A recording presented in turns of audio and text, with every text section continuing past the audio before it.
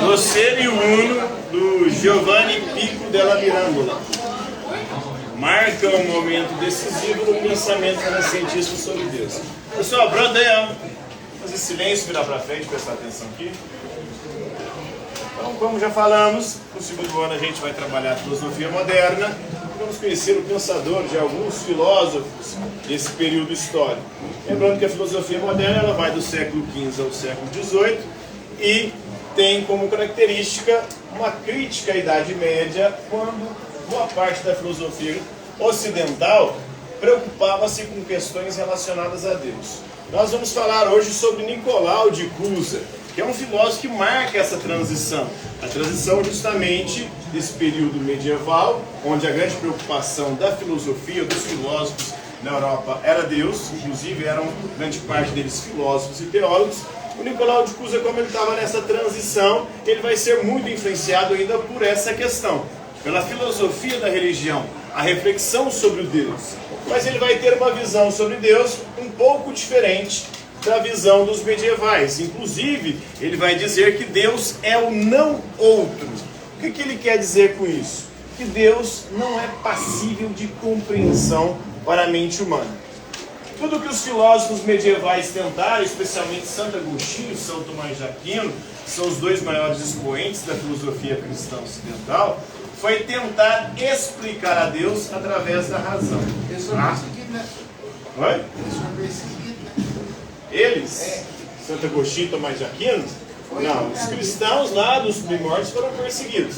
A igreja primitiva ali, São Paulo, São Pedro, depois a igreja ou os cristãos que moravam em Roma ali no início da era cristã, eles foram perseguidos. Agora Santo Agostinho já estava no momento em que a religião cristã já era a religião oficial do Império Romano, que é o século IV, né?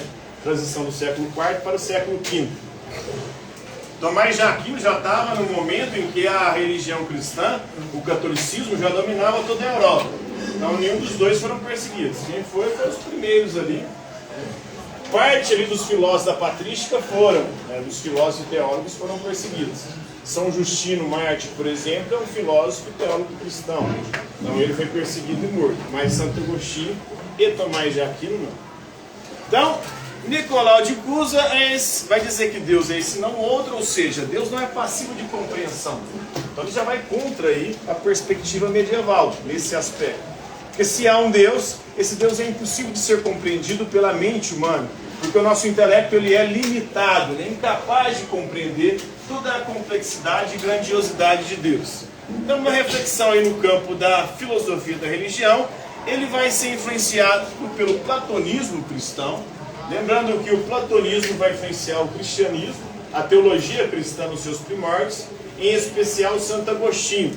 Santo Agostinho foi muito influenciado por Platão e pelos filósofos neoplatônicos, em especial Plotino, né? Então, essa reflexão sobre Deus, ela já começa no mundo antigo, na Grécia. Platão vai fazer uma reflexão sobre o bem, sobre o uno, sobre o sumo bem, esse ser que estaria, né, no auge ali de uma pirâmide, que podemos dizer assim, na realidade. Vocês lembram lá de Platão? Platão dividia a realidade em quantos mundos? Vocês lembram? Não lembram? Três? Na verdade, 2 mundos. O mundo sensível e o mundo inteligível. O mundo sensível é esse mundo que nós vivemos, que é o mundo de aparência, o mundo de ilusões. Apesar que nós temos universitários aqui, hoje há uma discussão sobre isso, há um questionamento sobre esse dualismo platônico. Mas é uma discussão acadêmica, né? No campo aqui do ensino médio, a gente ainda trabalha nessa perspectiva, porque é o que ficou aí, de alguma maneira, marcado ao longo da história dos estudos de Platão. Então, o mundo sensível, que é esse mundo que nós vivemos, que é o mundo que nós percebemos com os nossos sentidos, que é o mundo de sombras e de ilusão, e o mundo inteligível, que é o mundo das ideias, o mundo das formas, o mundo da perfeição. E no topo desse mundo estaria a ideia de uno, ou a ideia de bem, segundo Platão, né? Então seria uma espécie de Deus. Depois os cristãos, como o Santo Agostinho, vai transformar essa ideia de uno ou de bem no próprio Deus cristão. É um Deus que é uno, é um só Deus, mas em três pessoas: Pai, Filho e Espírito Santo. E ele que é o sumo bem, é a fonte de tudo bem. Inclusive é um dos problemas que Santo Agostinho vai enfrentar. De onde vem o mal se Deus é o sumo bem? Se Deus é totalmente bem? Quem teria feito o mal? Se só Deus é o Criador e o mal existe, então foi Deus quem fez o mal? Porque a explicação, geralmente uma explicação bem frágil, da galera cristã, é a seguinte: de que quem fez o mal foi o demônio. Mas isso teologicamente, logicamente, filosoficamente, é algo extremamente problemático. Porque para a teologia cristã, só Deus é o Criador. O que significa isso? Só Deus tem a capacidade de fazer as coisas a partir do nada. Só Deus teria esse poder. Então, o demônio, sendo uma criatura, ele não tem o poder de criar. Então não foi o demônio quem criou o mal. E se o mal existe, o mal tem que ter sido criado por Deus. Santo Agostinho, para fugir desse BO, desse problema, o que ele faz? Ele vai pela tangente. Ele diz o seguinte: o mal não existe em si. O mal nada mais é do que a ausência de bem. Seria como a luz e a escuridão. A escuridão não é o mal, a escuridão é a ausência de luz. A escuridão não tem realidade em si, é uma ausência de luz. Essa é a explicação de Santo Agostinho. Não foi Deus quem criou o mal, porque o mal não existe. O mal nada mais é do que a ausência de bem. Tentativa de Santo Agostinho explicar isso nessa perspectiva Platão, né? Então Platão escreve sobre o bem, ou o uno, como fonte suprema da razão, do conhecimento e da existência. Então tudo deriva do uno, principalmente na perspectiva de Plotino. Plotino, numa explicação de emanação, tudo deriva do uno, do bem, por emanação, ou seja, sai dele. Aí os cristãos, como Santo Agostinho, vai pegar Plotino e vai dizer que essa emanação é a criação, ou seja, Deus fez tudo a partir do nada. É uma criação que eles chamam na teologia de criação ex nihilo. Agora estou explicando, né? Ou seja, uma criação a partir do nada. É outro problema também, lógico, filosófico e teológico. Deus criou tudo a partir do nada? Como assim? Deus é o nada? Porque se ele é alguma coisa e criou todas as coisas, ele não criou tudo a partir do nada, ele criou tudo a partir de si mesmo. É outro problema aí que os teólogos ficaram tentando resolver. Até hoje é discussão no campo da teologia, né? Fim do século V depois de Cristo, o teólogo e filósofo grego Dionísio, o Areopagita, ele descreve Deus como além do ser. Ou seja, algo que está além de qualquer possibilidade de compreensão. O ser seria algo aí no âmbito das criaturas. As criaturas são o ser, mas Deus está além das criaturas. E é, inclusive, incompreensível para essas criaturas. Então já começa aí, na Idade Média mesmo, com alguns filósofos, essa questão de pensar a Deus como algo além de qualquer coisa que possamos imaginar. Em 860 depois de Cristo, Duns Scott, Eriúgeno, ele promove as ideias do Dionísio Areopagita, né? Em 1492, aqui já na modernidade, na obra do Ser do Uno, o Giovanni Pico della Mirandola, ele marca um momento decisivo aí no pensamento renascentista sobre Deus. Então marca essa transição, essa mudança. Lembrando, como eu falei, Santo Agostinho e São Tomás de Aquino queriam explicar Deus através da razão. A partir da modernidade, eles vão dizer que a razão é incapaz de compreender a Deus. Se há um Deus, esse Deus está muito além do que a nossa razão pode compreender. A nossa razão pode compreender o mundo à nossa volta, o mundo natural. Inclusive é isso aqui que vai marcar a filosofia moderna, essa transição.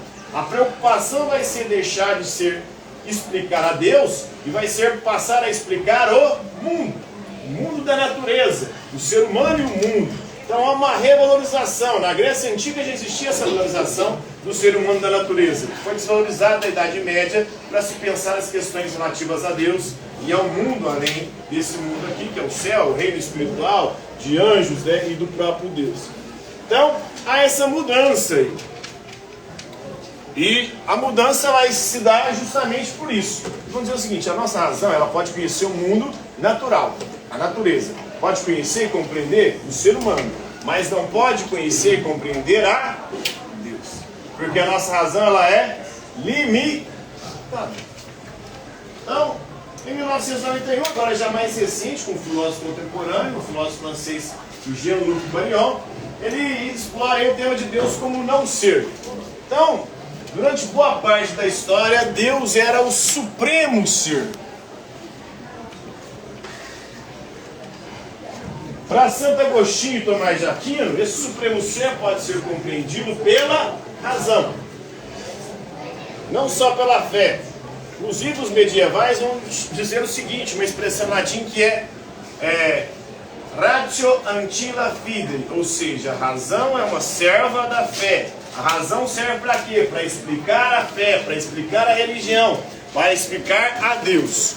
A partir da modernidade, uma outra compreensão vai se desenvolver, de que a nossa razão ela é incapaz de compreender a Deus. Deus que seria o supremo ser, e nessa perspectiva aqui, Deus é algo além do ser.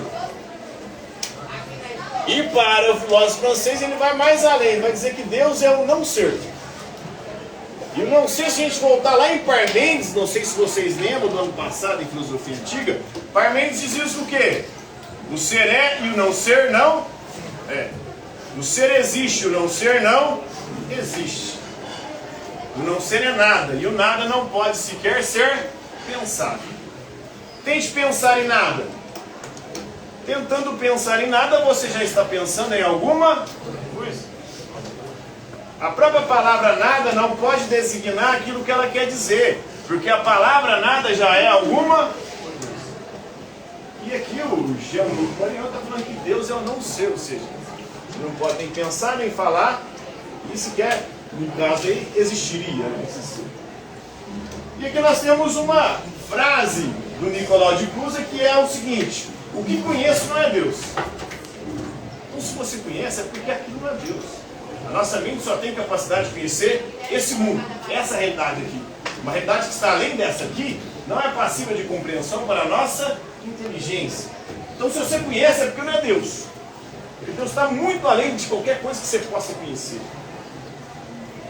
E o que concebo não é parecido com Deus. Ou seja, as ideias que estão circulando por aí não tem nada a ver com Deus. Porque se tiver alguma coisa a ver com Deus, você está limitando Deus. E Deus, por definição, deveria ser algo completamente indefinível. Algo muito além do que a nossa compreensão poderia sequer especular. Então tudo que as religiões estão pregando e falando de Deus aí, nada mais é do que uma tentativa de colocar Deus numa caixinha. Então, o que conheço não é Deus, e se você conhece, todo mundo fala aí, né, a galera da religião vai lá, dar testemunho, pregar, falando, eu conheci o Deus vivo, ele tocou, ele mudou, ele transformou. Isso aí você está limitando, fechando Deus numa caixinha limitada, numa caixinha que jamais poderia expressar a infinitude que é Deus, né? E o que concebo não é parecido com Deus. Você consegue ter uma ideia de Deus, é porque aquela ideia não tem nada a ver com Deus. Porque você está limitando ele. Se ele é um ser limitado, se ele é um ser supremo, ele é impossível de ser compreendido.